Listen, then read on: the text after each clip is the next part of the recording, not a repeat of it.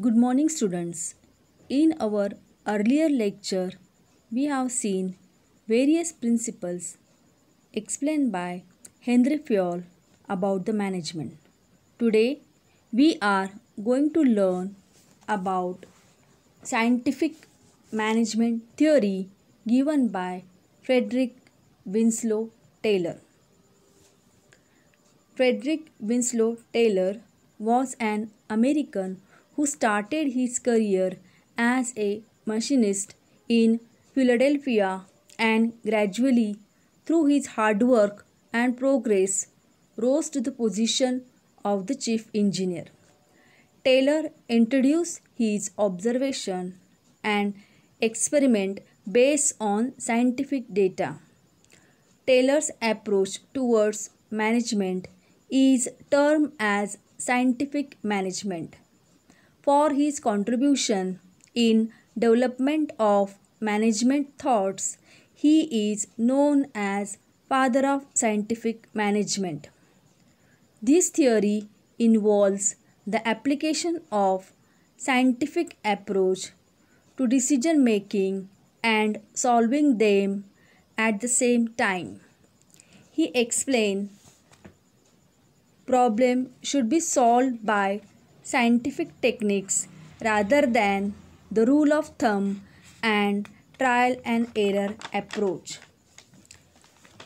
Taylor believed that the use of scientific principles would lead to a reduction of waste and increase in productivity and efficiency that would benefit not only the business but employees and society in general. Students, Frederick Winslow Taylor हा American तत्त्वज्ञ होता. आपण याला म्हणू शकतो की व्यवस्थापनाच्या बाबतीमध्ये याने अधिक महत्त्व हे वैज्ञानिक दृष्टिकोनावरती दिलेला आहे. कोणतंही काम करत असताना ते काम शास्त्रीय दृष्टिकोनातून बघितलं पाहिजे असं टेलर यांचं म्हणणं आहे. जसं की आपण आधी बघितलं होतं, हेनरी फयोल यांनी प्रशासकीय भागाला जास्त महत्त्व दिलं आहे, पण टेलर यांनी असं सांगितलं आहे की कोणतंही छोटंसं काम असू दे, त्या कामाकडे आपण शास्त्रीय नजरेने बघितलं पाहिजे, त्याचं ॲनालिसिस केलं पाहिजे. कोणतंही काम करत असताना त्या कामाला किती वेळ लागतो, तसेच ते काम करण्यासाठी आणखीन वेगवेगळे पर्यायी मार्ग आहेत का, कोणकोणत्या वेगवेगळ्या पद्धतीने आपण ते काम अधिक चांगल्या पद्धतीने करू शकतो हे शोधून काढावयास हवे असं टेलर यांचं मत आहे. टेलर असे म्हणतात की अशा पद्धतीने जर काम केलं तर त्याचा फायदा हा नक्कीच बिझनेस ऑर्गनायझेशनला होतो आणि यामुळे वेळेची बचत होते. तसेच ज्या साधन सामग्री जी वापरली जाणार आहे त्याचं वेस्टेजसुद्धा होणार नाही. यासाठी टेलर यांनी अनेक सायंटिफिक टेक्निक्ससुद्धा आपल्याला सांगितलेले आहेत. टेलर असे म्हणतात की कोणतेही काम हे एखाद्या रिजिड सायंटिफिक रूलप्रमाणे करायचं नसतं. ते वेगवेगळ्या पद्धतीचा त्याचा अभ्यास केला पाहिजे आणि त्याची शास्त्रीय पद्धत शोधून काढली पाहिजे. कोणतेही काम हे ट्रायल आणि एरर या मेथडप्रमाणे करता कामा नये. चुका आणि शिका या मार्गाचा अवलंब करू नये असं त्यांचं मत होतं. Now we will see the definition given by F.W. Taylor about the scientific management. According to F.W. Taylor, scientific management consists of knowing what you want men to do exactly and seeing it that they do it in the best and the cheapest manner. Now, what does this definition means? आता teller काय म्हणतात बघा की मॅनेजमेंटला, व्यवस्थापनाला किंवा मॅनेजरला हे माहीत असायला पाहिजे की त्यांना त्यांच्या कर्मचाऱ्यांकडून नेमकं काय पाहिजे, नेमकं काम कोणत्या पद्धतीने झालं पाहिजे याची कल्पना मॅनेजरला ही आधीच असायला पाहिजे. आणि त्याने हेही पाहिलं पाहिजे की आपले कर्मचारी किंवा आपले जे एम्प्लॉईज आहेत ते कोणत्या पद्धतीने काम करतात आणि जी त्यांनी पद्धत अवलंबली आहे ती बेस्ट आहे का, ती सर्वात चांगली आहे का, की या पद्धतीपेक्षासुद्धा आणखीन एखादी कोणती तरी पद्धत असू शकते की ज्यामुळे साधनसामग्रीचा वापर हा अधिकाधिक चांगला होईल आणि त्यामुळे संस्थेचा किंवा कंपनीचा, बिझनेस ऑर्गनायझेशनचा अधिकाधिक फायदा हा होऊ शकेल. नाव on your screen 6 principles are there which are mentioned by F.W. Taylor. I am just read out its name first. The first is science, not rule of thumb. Second, harmony, not discord. Third, mental revolution. Fourth, cooperation, not individualism. Fifth, division of responsibility. And sixth, development of employee and employer for greater efficiency and maximum prosperity. तर हे जे 6 principles आहेत ते F.W. Teller यांनी सांगितलेली आहेत की ज्याला सायंटिफिक प्रिन्सिपल्स ऑफ मॅनेजमेंट असं म्हणलं जातं. आणि टेलर यांचा अधिकाधिक भर हा शास्त्रीय दृष्टिकोनावरच आहे. त्यांचं असं म्हणणं आहे की कुठलंही काम करत असताना त्या कामाचा आधी अभ्यास केला पाहिजे. एखादं काम ते कितीही लहानसं असू दे, छोटंसं असू दे, ते करत असताना ते काम पूर्ण करण्यासाठी किती वेळ लागतो, ते काम करत असताना कामगारांची हालचाल कशी होत असते, त्यानंतर ते काम आणखीन कोणत्या वेगवेगळ्या पद्धतीने आपण केलं तर त्यापासून आपली साधनसामग्रीसुद्धा वाचू शकेल आणि आपला वेळही वाचू शकेल आणि उत्पादनसुद्धा जास्त प्रमाणात होईल याचा शोध घेतला पाहिजे असं टेलर यांचं म्हणणं आहे. आणि त्यांनी खूप एक्सपेरिमेंट केले, ऑब्झर्वेशन केले आणि हे 6 प्रिन्सिपल त्यांनी आपल्यासमोर सादर केलेले आहेत. Now we will go for the next principle in detail.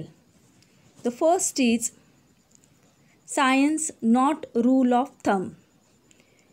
In order to increase organizational efficiency, the rule of thumb method should be substituted with the methods developed through scientific analysis of work. Rule of thumb decisions are based on personal judgment of the manager. Taylor insisted upon scientific method for every small work. This principle related to scientific analysis of that work, and work should not be done by trial and error method.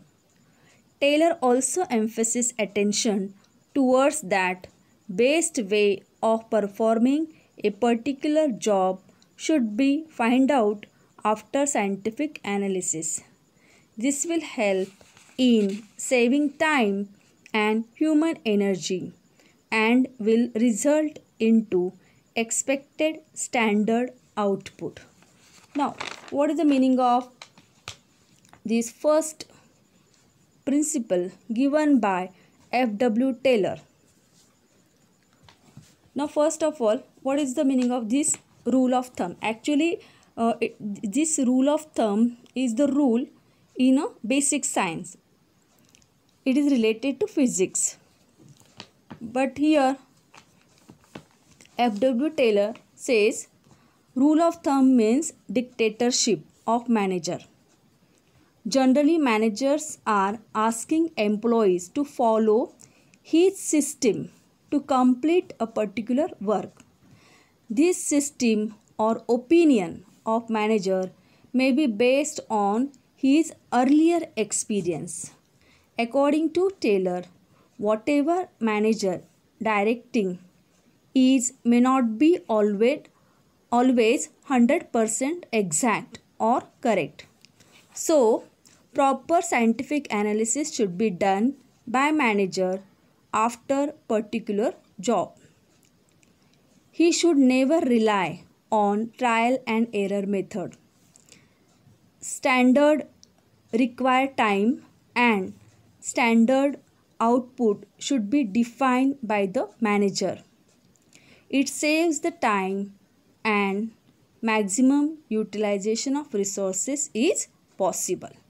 आता याचा अर्थ काय, तर rule of thumb म्हणजे काय, तर कुठल्याही व्यावसायिक संस्थेमध्ये किंवा बिझनेस ऑर्गनायझेशनमध्ये असं असतं की जे मॅनेजर सांगतो तेच योग्य आहे, किंवा मॅनेजरने जी प्रोडक्शनची पद्धत सांगितलेली आहे किंवा एखादं काम करण्याची त्याने जी पद्धत सांगितलेली आहे तीच बरोबर आहे असं तो ठासून सांगत असतो.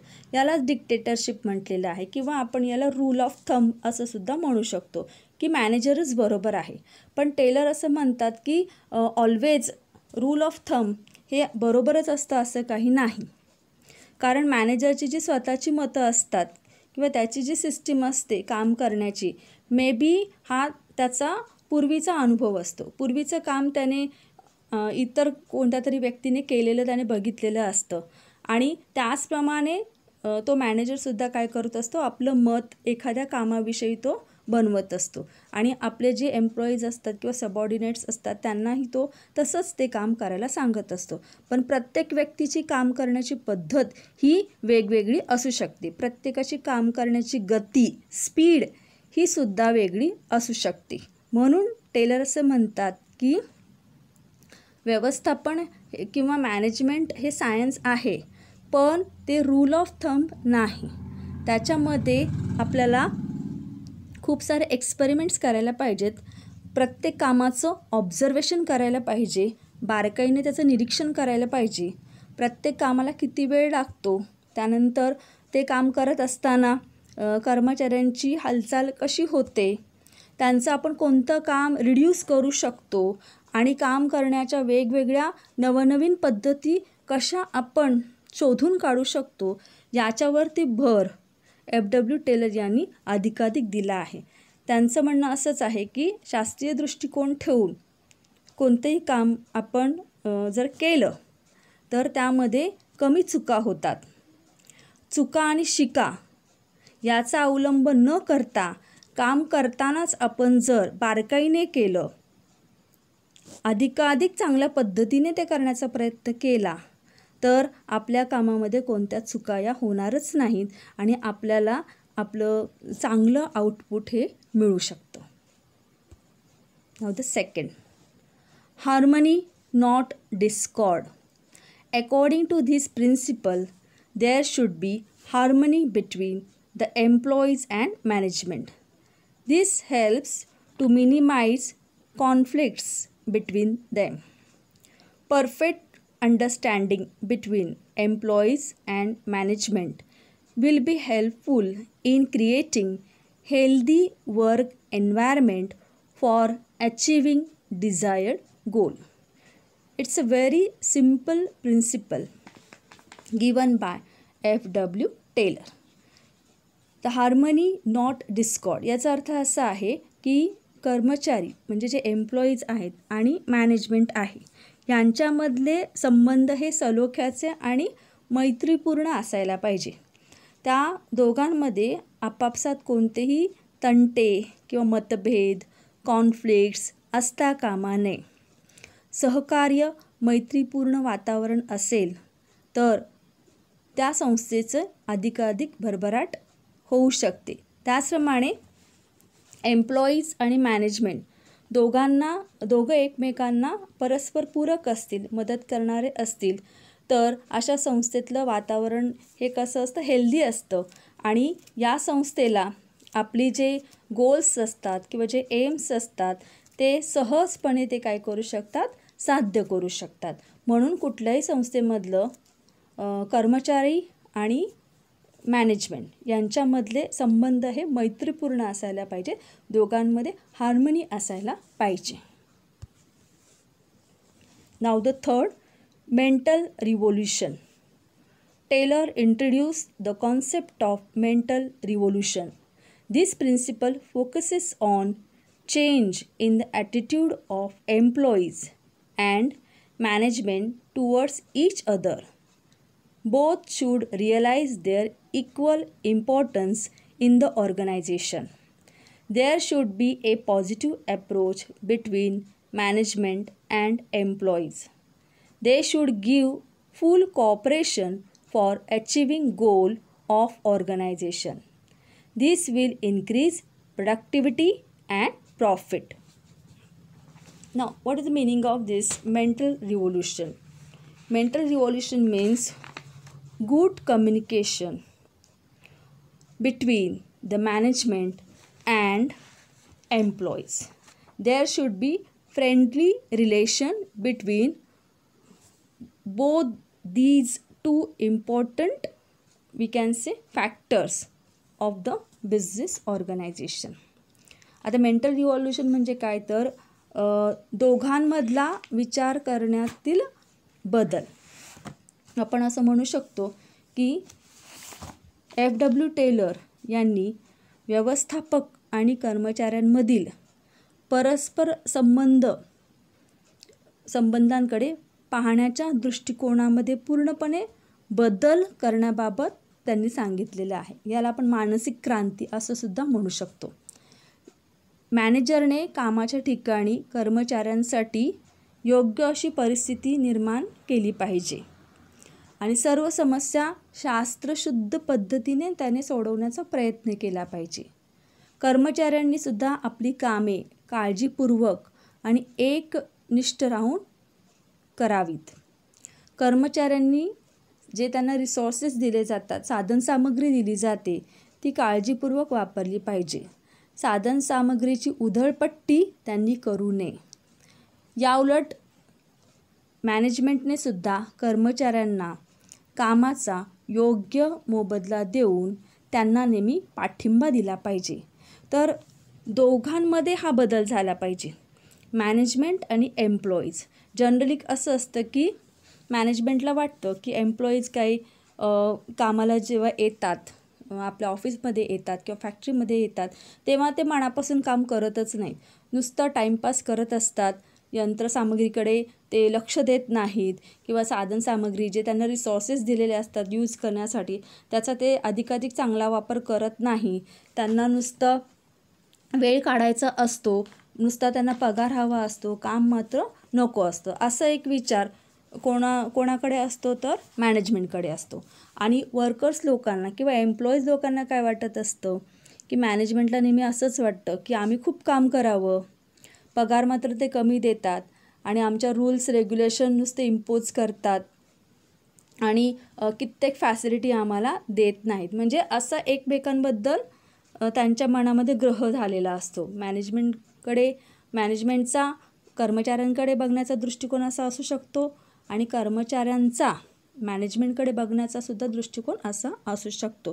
तर FW टेलर असे म्हणतात की या दोघांच्या विचारामध्ये बदल होणं हे संस्थेसाठी अतिशय महत्त्वाचं आहे आणि त्यासाठी या दोघांनीसुद्धा प्रयत्न केले पाहिजेत. त्यांच्यामध्ये मेंटल रिव्होल्युशन झालं पाहिजे, त्यांची मानसिक क्रांती झाली पाहिजे. दोघांनी एकमेकांबद्दल काळजी घेतली पाहिजे, एकमेकांना सपोर्ट केला पाहिजे, तेव्हाच संस्थेचा विकास हा होऊ शकतो. Now the fourth one, cooperation not individualism. This principle gives importance to mutual cooperation between employees and management. Due to cooperation, trust, team spirit, etc., internal competition will turn into healthy working environment. Management should always welcome suggestions given by employees in decision-making process. Employees should be treated as an integral part of organization in all respect. At the same time, employees should also resist themselves from going on strikes and making unnecessary demands from management. They should treat each other as two pillars of the organization. आता corporation आणि individualism म्हणजे काय, तर management आणि employees यांनी एकमेकांना नेहमी सहकार्य केले पाहिजे. त्यांच्यामध्ये विश्वासाचं नातं असलं पाहिजे, सांघिक भावना, टीम स्पिरिट असलं पाहिजे. मॅनेजमेंटने नेहमीच एम्प्लॉईजने किंवा कर्मचाऱ्यांनी जर काही सजेशन्स दिले तर ते मोठ्या मनाने स्वीकारले पाहिजेत. एखादा कर्मचारी असा असू शकतो की तो चांगल्या प्रकारे एखादा प्रश्न हाताळू शकतो. जर त्याने काही सोल्युशन जर दिलं मॅनेजमेंटला तर ते मॅनेजमेंटने स्वीकारलं पाहिजे, त्याची पाठ थोपटली पाहिजे कर्मचाऱ्याची. एम्प्लॉईजला नेहमीच त्या संस्थेचा एक भागच समजला पाहिजे. जेव्हा जेव्हा मॅनेजमेंट कोणते नवीन रूल्स फ्रेम करतो किंवा पॉलिसी डिसिजन घेत असतात मॅनेजमेंट, तेव्हा एम्प्लॉईजला त्याच्यामध्ये पार्टिसिपेट केलं पाहिजे. एखादा समजा नवीन पॉलिसी फ्रेम केली किंवा समजा एखादं फॉर एक्झाम्पल मॅनेजमेंटने सांगितलं की वर्कर्स लोकांना की तुम्हाला एक 8 दिवसाचं ट्रेनिंग आम्ही देणार आहोत आणि सगळ्यांनी ते कंपल्सरी केलंच पाहिजे. जर तुम्ही असं त्यांना कंपल्शन केलं तर कदाचित जे वर्कर्स आहेत ते ऐकणार नाहीत. पण हा जेव्हा तुम्ही पॉलिसी डिसिजन घेता तेव्हा वर्कर्सला त्याच्यामध्ये पार्टिसिपेट करून ते ट्रेनिंग का महत्त्वाचं आहे, त्याच्यामुळे वर्कर्सची कसं इम्प्रूव्हमेंट होणार आहे आणि ते नवीन ज्ञान प्राप्त केल्यामुळे त्याचा फायदा कंपनीला कसा होणार आहे किंवा आपल्या संस्थेला कसा होणार आहे हे जर पटवून दिलं कर्मचाऱ्यांना तर ते कर्मचारी सहजपणे त्या निर्णयाला ते पाठिंबा देतील. आणि अशा प्रकारे कर्मचाऱ्यांना सहभागी करून जर निर्णय घेतले, पॉलिसी फ्रेम केली तर त्याला नक्कीच पाठिंबा हा वर्कर्स लोकांचा मिळतो.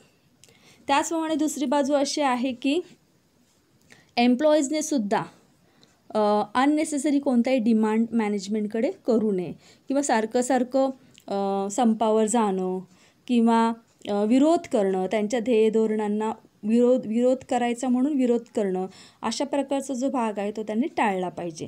तर दोन्हीही घटक हे त्या संस्थेसाठी तेवढेच महत्त्वाचे असतात. कर्मचारीसुद्धा महत्त्वाचे आहेत आणि मॅनेजमेंटसुद्धा तितकंच महत्त्वाचं आहे. एक उदाहरण देता येईल की एखाद्या बाळाच्या वाढ आणि विकासासाठी जसं आईवडील दोघंही महत्त्वाचे असतात, दोघांचाही सपोर्ट जसा महत्त्वाचा असतो, इन्व्हॉल्वमेंट महत्त्वाची असते, तसंच संस्थेच्या विकासासाठी, संस्थेची वाढ आणि विकास होण्यासाठी कर्मचारी म्हणजेच एम्प्लॉईज आणि मॅनेजमेंट म्हणजेच व्यवस्थापन या दोघांचाही एकमेकांना सपोर्ट असणं हे अतिशय महत्त्वाचं असतं. इथे एखाद्या व्यक्तीला महत्त्व देणं हा भाग इथे बाजूला केला पाहिजे.